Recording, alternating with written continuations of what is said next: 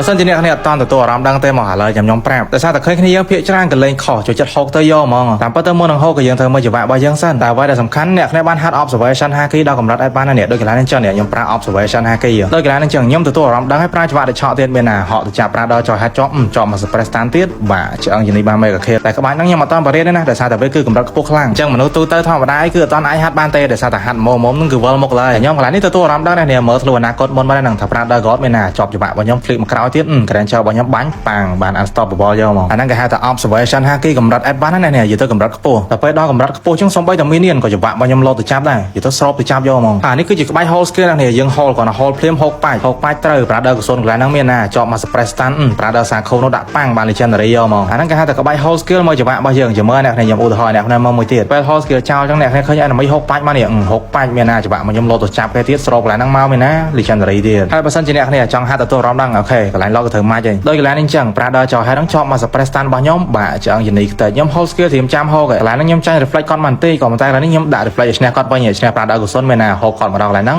បាទឆ្អឹង unique តែទៀតអានេះគឺជាក្បាច់ចន់សបកជ័យអាក្បាច់នេះភាគច្រើនគឺគ្នាយកអត់សូវចេះទេដោយសារតែវាគឺចន់សបកជ័យហើយទៅហុកគេយកអញ្ចឹងកន្លែងហ្នឹងហុកត្រូវសុនជាប់មក suppress stand បត់កកន្លែងហ្នឹងទៀតបាទសម្រាប់គ្នាយ៉ាងណាដែលមានតម្រូវការដាក់ដុំ QQ ទៅក្នុង game Mobile Legends ដែលមានតម្លៃសមរម្យអីកុំភ្លេចណាដាក់ខាង Macarena ហើយចំពោះការ free ticket របស់ Havana ទៅវគ្គ2នេះគឺមកដល់ថ្ងៃទី3ខែ4នេះហើយអញ្ចឹងបើសិនជាគ្នាយើងចង់ដាក់យក full ticket អីកុំភ្លេចណាដាក់ខាង Macarena នឹងទទួលបានជាមួយនឹងតម្លៃសមរម្យខ្លាំងមែនទែននិយាយទៅដាក់ភ្លាមបានភ្លាមខ្ញុំធានាសុវត្ថិភាពជូន account របស់អ្នកគ្នាទៀតហើយបើចង់តាក់ទងគាត់អីគឺឈ្មោះរបស់គាត់នៅខាងក្រោម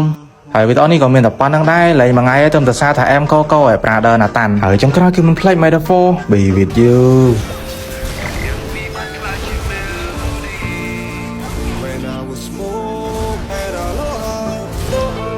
จับสนามจัง